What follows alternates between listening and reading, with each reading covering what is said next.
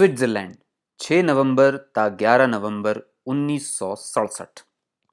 Hotel सां सां सां। इंसान भी कैसा पखेरु है। सुबह हम एम्स्टर्डम में थे, इस वक्त जनीवा में हैं, बल्कि दोपहर से पहले ही आन उतरे थे। इतवार का रोज। हमें ये तो खैर तवक्को न थी कि कोई हार गुलदस्ते झंडियां और ढोल ताशे लेकर हमारा इस्तकबाल करेगा। इन करंटों को हमारी कदर क्या मालूम। ताहम अब तक ये होता था कि उमूमन होटल की खबर होती थी। ये मालूम रहता था कि कल कहाँ किस से जाके मिलना है। बाज़ औक़ात यूरोप वाले परदेसियों को तरह तरह से परेशान करते हैं। यानी हम फ्रैंकफर्ट में आके उतरे हैं और दारुल हुकूमत इन लोगों ने बॉन्ड बना रखा है। स्विट्ज़रलैंड में जनीवा अच्छी जगह है, हमारे जहाज़ को यहीं उतरना है, लेकिन स्विट्ज़रलैंड की हुकूमत जहाँ तक हमारा ख्याल है बर्न में है। एजुकेशन के इंटरनेशनल ब्यूरो का नाम तो हमें मालूम था और ये कि हमें वहाँ जाना है, लेकिन ये पूछना हम भूल गए थे कि कहाँ है, किस नगर में है। खैर हमने सोचा इस वक्त तो कहीं ठिकाना ढूंढ कल सुबह मालूम करेंगे, बर्न जाना पड़ा तो जाएंगे। बस स्विस एयर के काउंटर पर बैठी कोमल नार से हमने कहा कि कुर्बानत शवम, हमें कोई होटल बता दो। मुफ्त का हो तो क्या कहने, वरना हम किराया भी थोड़ा बहुत देने को तैयार हैं। हो फर्स्ट क्लास, गुसल खाने की जरूरत नहीं है, होटल भी आसपास चाहिए जहां मुमकिन हो तो हम अपना सूटकेस खुद उठा कर ले जा सकें। इसके अलावा उस बीबी ने कहा, आज तो इतवार है, आज तो टूरिस्ट दफ्तर तक बंद हैं जो इस किस्म के इंतजाम किया करते हैं। मैं क्या कर सकती हूँ। हमने कहा कुछ नहीं हो सकता। बोली कुछ नहीं। हमने इधर उधर नजर दौड़ाई और कहा तो आज की शब इसी बेंच पर ना इस्तिराहत कर लें। घबरा कर कहने लगी, नहीं नहीं ठहरिए, मैं कोशिश करती हूँ। अब उसने एक फहरिस्त देखी, एक दो जगह फोन किया और फिर कहा, होटल सां सां सां में चले जाइए, नुक्कड़ पर है। हमने कहा ये क्या नाम हुआ, हमें लिख कर दो। वो सां सां नहीं था, हमारे ही कान सां सां कर रहे थे। सां यरवे था। अंग्रेजी कायदे से सेंट जरवेस होना चाहिए। जरवेस साहब कोई साधु संत होंगे मसीही मजहब के। एक नक्शे पर उस बीबी ने निशान भी कर दिया कि इस सामने के चौक को पार करके गिरजा मिलेगा और उस गिरजा के बस पीछे है। हम खुश खुश सूटकेस उठाए बाहर निकले तो उस चौक के चारों तरफ गिरजा नजर आए। चारों तरफ तो खैर नहीं, 3 तरफ, क्योंकि चौथी तरफ से तो हम खुद आ रहे थे, जो एयर टर्मिनल भी था और जिनीवा का बड़ा रेलवे स्टेशन भी। बैठकर नक्शे का मुतालिया शुरू किया। कुछ उसका उल्टा सीधा समझ में ना आया। खासी अक्ल सलीम खर्च की तो समझ में आया कि दहिनी तरफ को जाना है। थोड़ी देर गौर करने पर यह भी मालूम हो गया कि हमारा दायां हाथ कौन सा है। चुनाचे उधर को रवां हुए। गिरजा के चारों तरफ घूम गए। कभी काबा मेरे पीछे था, कलीसा मेरे आगे, कभी कलीसा मेरे पीछे था, और खैर आखिर थक गए। उस नाम का होटल न मिला। हाँ, और नामों के होटल जरूर नजर आए। आखिर हमने सामान बाहर रखा और एक रेस्टोरेंट में घुस गए और बैरे से कहा, होटल सां यरवे किधर है मूसियो। हम तो खैर फ्रेंच में इतनी दस्तगाह रखते थे कि उस शख्स को मिस्टर की बजाय मूसियो कहकर खिताब किया, लेकिन वो शख्स अंग्रेजी से बिल्कुल ही कोरा निकला, कांधा झटक कर रह गया। एक और शख्स ने, जो बैठा चाय पी रहा था, अलबत्ता अजराहे हमदर्दी 3-4 मिनट तक बड़ी वजाहत से हमें ये बताया, लेकिन वजाहत चूंकि बज़बान फ्रांसीसी थी इसलिए हम मर्सी कहकर बाहर निकल आए कि किसी और से पूछेंगे या किसी और होटल में चले जाएंगे। और हमने यही किया। एक होटल में घुस गए और कहा, कमरा चाहिए, सिंगल, वाजिबी किराए का। मैनेजर ने कहा, वाजिबी किराए ही का है, 52 फ्रांक रोजाना, 15% सर्विस। इसके अलावा नाश्ते के पैसे इसी किराए में शामिल हैं, अलग नहीं होंगे। इस आखिरी पेशकश का तो हमने मौजू अल्फाज में शुक्रिया अदा किया, लेकिन हमें जो रोजीना मिलता है उसके हिसाब से हमें 15 फ्रांक का कमरा चाहिए था। हद से हद सब कुछ मिलाकर 20 फ्रांक का। आखिर हमने कहा, होटल सां यरवे कहाँ है, हमारी वहां रिजर्वेशन हो चुकी है, वरना हम जरूर आपके यहाँ ठहरते, आइंदा सही। मैनेजर और बैरा दोनों बाअखलाक आदमी थे, वरना बाज मुल्कों में तो ऐसे मुसाफिर को धक्के देकर बाहर निकाल देते हैं।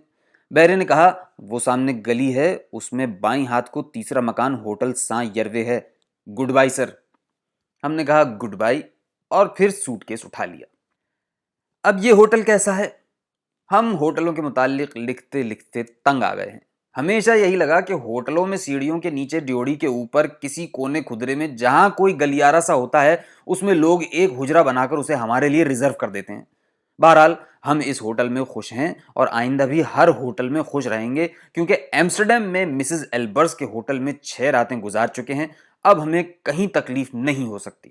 جب سے دیکھی ابوالکلام کی نثر، نظم حسرت میں وہ مزہ نہ رہا۔ ہوٹل والے نے ہمارا سامان تو رکھ لیا، لیکن ابھی 11 بجے تھے۔ فرمایا 12 بجے سے دن شروع ہوتا ہے، اس وقت آئیے گا، فی الحال باہر کی ٹھنڈی ہوا کھائیے گا۔ ہم نے کہا ہاں، ہمارا ارادہ بھی فی الحال سیر کا ہے، ہمارا کیا ہے، ہمارے سامان کو سر چھپانے کی جگہ چاہیے۔ ہم نے ابھی 5 پاؤنڈ کا نوٹ بھنایا تھا، ڈٹ کر 1 پاؤنڈ کا کھانا کھایا، اس کے بعد مونچھوں کی جگہ پر تاؤ دیتے ہوئے نقشہ دیکھ کر جھیل کی راہ لی۔ جب ہم آئے ہیں تو موسم ٹھیک تھا، لیکن ریستوران سے نکلے تو بارش شروع ہو گئی تھی اور سردی بھی۔ جھیل کے ساتھ ساتھ ہم تھوڑی دور تک تو کچھ بھیگتے اور کچھ بچتے گئے، لیکن کن پٹیاں اور کان سن ہو گئے۔ موسم ہمارے سامنے کیا چیز ہے؟ موسم کی ہم پرواہ نہیں کرتے۔ جہاں ہمارے دشمنوں کا بال بیکا ہوا، ہم نے ڈاکٹر محمد سرور کو فون کیا، لیکن یاد آیا کہ یہ تو کراچی نہیں، جنیوا ہے۔ میاں ڈاکٹر آیا بھی تو فیس مانگے گا، اور فیس تم نے منہ مانگی نہ دی تو تمہارا یہ سوٹ کیس اٹھا کر لے جائے گا، ٹاپتے رہ جاؤ گے۔ بس چلو واپس ہوٹل۔ 12 بھی بج رہے تھے۔ اس وقت تو ہم آ گئے اور ٹھر ٹھر کرتے سو گئے۔ شام کو پھر نکلے۔ جنیوا کے ارد گرد پہاڑ والی برف پوش چوٹیاں ہم نے جہازی سے دیکھ لی تھیں، اور جھیل بھی۔ اصل میں ہمارے اب یہاں اترنے کی حاجت نہ رہی تھی، کیونکہ لوگ یہی چیزیں دیکھنے یہاں آتے ہیں۔ بازار میں شیشوں کے پیچھے گھڑیوں کے ڈھیر نظر آئے، ہر شکل صورت کی گھڑیاں، ہر قیمت کی گھڑیاں۔ گھڑیوں کے تاجروں کو تو یہاں ضرور آنا چاہیے، لیکن باقی لوگ کیوں آتے ہیں یہ ہماری سمجھ میں نہ آیا۔ ایمسٹرڈیم میں موسیو فان لیئر نے کہا، میں تو ہمیشہ بھری سردیوں میں سوئٹزرلینڈ جاتا ہوں اور اپنی چھٹی وہاں گزارتا ہوں۔ ہم نے کہا سردیوں میں تو وہاں سردی ہوتی ہوگی، بلکہ برف بھی۔ بولے برف ہی کی خاطر تو جاتا ہوں۔ عجیب لوگ ہیں، برف دیکھنے اتنی دور آتے ہیں، کیا ان لوگوں کے گھروں میں ریفریجریٹر نہیں ہے؟ ہم نے یہاں کی برف دیکھ لی ہے، اب سوئٹزرلینڈ کی یاد آیا کرے گی تو اپنے فریج کا اوپر کا کھانا کھول کر دیکھ لیا کریں گے۔ اب رہا برف پر پھسلنے کا شوق، ہر شوق کی ایک عمر ہوتی ہے۔ ایک زمانہ تھا جب ہم بھی جس چیز کو، جس صورت کو دیکھتے تھے اس پر پھسل پڑتے تھے۔ اب وہ بات نہیں۔ آج ہی شام جنیوا کی جھیل کو بھی چل پھر کر بنظر غائر ہم نے دیکھ لیا۔ اس میں ہمیں پانی تو نظر آیا اور کوئی خاص بات دکھائی نہ دی۔ سوئٹزرلینڈ اور اس کے پہاڑ اور اس کی جھیلیں اور ان کی خوبصورتی، قارئین کرام یقین کیجئے سب پروپاگینڈا ہے، پروپاگینڈا۔ کھولنا اکاؤنٹ سوئٹزرلینڈ میں۔ اے لوگو، اے وہ تمام لوگوں جن سے ہم صمیم قلب سے وعدے کر کے چلے تھے کہ تمہارے لیے کیمرہ لائیں گے، تمہارے لیے گھڑی لائیں گے، تمہارے لیے ٹیپ ریکارڈر لائیں گے، سب کچھ بھول جاؤ اور ولایت کے پتے پر ہمیں خط لکھ دو کہ تم نے ہمیں معاف کر دیا، بخش دیا، ہم تم کو منہ نہیں دکھا سکتے۔ سچ یہ ہے کہ ہم نے تو اپنی طرف سے جز رسی کی بہت کوشش کی، لیکن قدرت ہی کو ہماری خجالت منظور ہے۔ کل کی لیجئے، ہم نے کمرے میں بند ہو کر بسکٹ کھا لیے اور پانی پی لیا اور اوپر سے نمک سلیمانی پھانک لیا، کیونکہ ویسے یہ خوراک نقصان کرتی ہے، اندر جا کر پھول جاتی ہے۔ شام کو البتہ پیٹ نے کہ بڑا بدکار ہے کھانا مانگا۔ کھانے کے معاملے میں ہم نے مدت سے ترک حیوانات کر رکھا ہے۔ بیف یعنی بڑا گوشت ہم سے کھایا نہیں جاتا۔ برلن میں ایک روز بیف اسٹیک لے لیا تھا، کھانے اور پچانے کی منزل ہی نہیں آئی، ہماری چھری سے کٹا تک نہیں۔ ہمارا خیال ہے اصلی بیف نہیں تھا، نائلون وغیرہ کا بنا ہوا تھا۔ خیر ہم نے چوم کر چھوڑ دیا اور ادھر ادھر سے آلو کھا لیے۔ لندن میں ہم لیم یعنی بھیڑ کے بچے کا گوشت رغبت سے کھاتے تھے۔ حلال حرام کی بحث اخبار میں چھڑی تو اس سے بھی گئے۔ معری کے متعلق ہم نے اور علامہ اقبال نے سنا تھا کہ گوشت نہ کھاتا تھا، پھل پھول پر گزر اوقات کرتا تھا۔ ایک روز کسی نے اسے بھونا ہوا تیتر بھیجا تو بجائے اس کے کہ چپکے سے کھا لیتا، فلسفہ چھانٹنا شروع کر دیا کہ جرم ضعیفی کی سزا مرگ مفاجات ہے۔ ہمارے ماری بننے کی راہ میں کئی چیزیں حائل رہیں۔ پھل پھول بھی یہاں کچھ سستے نہیں ہیں، اور کوئی شخص محبت سے ہمیں بھونا ہوا تیتر بھیجے تو ہم سے انکار نہیں ہو سکتا۔ انکار کیا مانی؟ یہاں ہم کوئی چیز کھاتے ہیں تو وہ تیتر کا ہم نسل مرغ ہی ہے، بھنا ہوا مرغ، بلکہ بھنے ہوئے مرغ کی ایک ٹانگ۔ کبھی یہ 5 روپے کی آتی ہے، کبھی 7 روپے کی۔ بون میں ہر ٹی کے ڈپارٹمنٹل سٹور سے تو ایک بار 2.5 مارک کی بھی مل گئی تھی۔ لیکن پھر اس کا نرخ بالا ہی ہوتا گیا۔ جنیوا آ کر پہلے روز ہم نے 5.5 فرانک یعنی 5.5 روپے کی لی، دوسرے روز ایک جگہ 6.5 کی ملی۔ لیکن ذکر ہم کل کا کر رہے تھے کہ شام کو پیٹ نے ہمیں مجبور کیا کہ کھول بٹوا، کھلا ہمیں کھانا۔ ہم نے پچکارا کہ میاں ٹھہر، کوئی ہوٹل دیکھتے ہیں جس میں عام قسم کے آدمی بیٹھے ہوں۔ کیا کھائے گا؟ سینڈوچ کھلائیں، پنیر کے سینڈوچ بڑے اچھے ہوتے ہیں، لیکن پیٹ کی وہی رٹ، مرغ کی ایک ٹانگ۔ آخر ہم جی کڑا کر کے ایک ریستوران میں گھس گئے اور کہا کھانا کھائیں گے ہم۔ بیرا بہت مؤدب اور قاعدے کا تھا، ایک کمرے میں ہمیں لے گیا اور بولا کیا پیئیں گے؟ ہم نے کہا کچھ نہیں، ہم مسلمان ہیں۔ سوپ کیا لاؤں؟ ہم نے کہا سوپ ووپ نہیں چاہیے، ہمارے ہاں اس کا رواج نہیں۔ کوئی اشتہا افزا چیز حاضر کروں؟ ہم نے پھر کہا کچھ نہیں، ہمارا پہلے ہی بھوک سے دم نکلا جا رہا ہے، اور ہاں شکر ہمیں منع ہے، لہٰذا بعد میں میٹھا لانے کی بھی کوشش نہ کرنا۔ ہاں کافی پی لیں گے۔ تو پھر کھائیں گے کیا آپ؟ مرغ کی ایک ٹانگ۔ بیرے نے بس ایک چھری کانٹا ہماری میز پر رہنے دیا، باقی سارے اٹھا لیے۔ تھوڑی دیر بعد آیا، ایک چولہا قسم کی چیز لایا جس کے اندر موم بتی جل رہی تھی۔ زیادہ تکلف کے ہوٹل میں کھانا گرم رکھنے کے لیے اسی قسم کے چونچلے ہوتے ہیں۔ اب ہمارا ماتھا ٹھنکا، ہم نے بٹوا نکال کر رقم گنی، خاصے روپے تھے، اطمینان ہو گیا۔ پہلے وہ پانی کا پیالہ لایا جس میں لیموں کی قاش پڑی تھی، ہم نے اسے ایک طرف کھسکا دیا۔ پھر وہ سلاد کا پیالہ لایا، ہم نے اسے سونگھا، شاید زیتون کا تیل یا ایسی ہی کوئی چیز سلاد میں تھی، ہم نے اسے بھی پرے کھسکا دیا۔ آخر میں وہ جرم ضعیفی کی سزا یعنی مرغ کا پارچہ لایا، پلیٹ کو چولہے پر رکھا، اس پارچے میں سے آدھا نہایت ادب سے کاٹا اور ہماری پلیٹ میں رکھا۔ ہم نے کہا مرسی یعنی شکریہ، اب جاؤ ہم خود ہی کھا لیں گے۔ کھانا کھایا اور کافی پی، بل آیا 12.5 فرانک کا، اس پر 15% سروس چارج، 14.25 سے کچھ زیادہ۔ اب کیا 0.25 فرانک ٹپ بھی نہ دیتے؟ ہم نے بڑی بے اتنائی سے 15 فرانک اس کے حوالے کیے، کوٹ سنبھالا اور باہر۔ لندن میں پھر اچھا تھا۔ مسز واٹسن کے بھٹیار خانے میں رہ کر ہم نے کچھ پونڈ بچا لیے تھے جو جرمنی میں خرچ ہوئے۔ جنیوا میں ایک صاحب وطن عزیز کے مل گئے، ہماری ہی طرح کام کے بہانے دھپل میں یورپ کی سیر کر رہے تھے۔ کفایت شعاری کی خوبیوں پر بات چھڑ گئی۔ ہم نے بھی اسراف کرنے والوں کی جی کھول کر برائی کی اور کہا دیکھیے لندن میں ہم نے اپنے وظیفے سے بچا کر یہ سوٹ خریدا ہے، کیسا ہے؟ وہ کچھ متاثر نہ ہوئے۔ اب ہم نے کہا یہ اوور کوٹ بھی ہم نے اپنی بچت میں سے لیا ہے، 10 پاؤنڈ کا آیا تھا۔ ان پر پھر بھی کچھ خاص اثر نہ ہوا۔ ہم نے نائلون کی 2 قمیضیں، جرابوں کے جوڑے اور متعدد ٹائیاں خریدی تھیں، وہ بھی دکھائیں کیونکہ ہم اس وقت داد طلبی کے موڈ میں تھے۔ اس کا کما حقہ رد عمل نہ ہوا تو ہم نے سوٹ کیس کھول کر چینی مٹی کی نیلی پلیٹ نکالی اور کہا ڈیلفٹ کی ہے، اور یہ دیکھو اس پر پون چککی بھی بنی ہوئی ہے۔ بڑی مشکل سے بولے ہاں ٹھیک ہے۔ اب ہم نے انہیں پون چکی کا ایک اور نمونہ دکھایا، یہ بھی ہم نے لیڈن سے بڑے چاو سے خریدا تھا۔ آرٹ کا البم، پرانی تصویروں کے کچھ پرنٹ، پچھلی صدی کے کچھ میگزین اور شاعری کی کچھ کتابیں بھی دکھائیں۔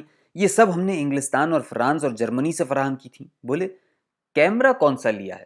ہم نے کہا ہمیں کیمرے وغیرہ پسند نہیں، مصوری اور تصویر کشی وغیرہ ہمارے شوق نہیں ہیں۔ محروقوں کے لیے ہم نے شاعری سیکھ لی ہے، اسی سے کام نکل آتا ہے۔ ٹیپ ریکارڈر، ٹیلی ویژن، ٹرانزسٹر؟ ہم نے بتایا کہ گانے بجانے کے آلات بھی ہمارے دائرے سے خارج ہیں۔ 1949 میں ہم نے ایک سیکنڈ ہینڈ مرفی ریڈیو لیا تھا، بڑی خوش اسلوبی سے کام دے رہا ہے۔ اس پر وہ اپنے کمرے میں لے گئے، بولے ٹیلی ویژن سیٹ تو میں نے بک کرا دیا ہے، یہ ٹیپ ریکارڈر ہے۔ اور یہ کیا ہے؟ ہم نے کہا۔ بولے یہ الیکٹرک ٹوسٹر ہے۔ ہم نے کہا الیکٹرک ٹوسٹر کی بات نہیں، اس کے پاس جو ہے۔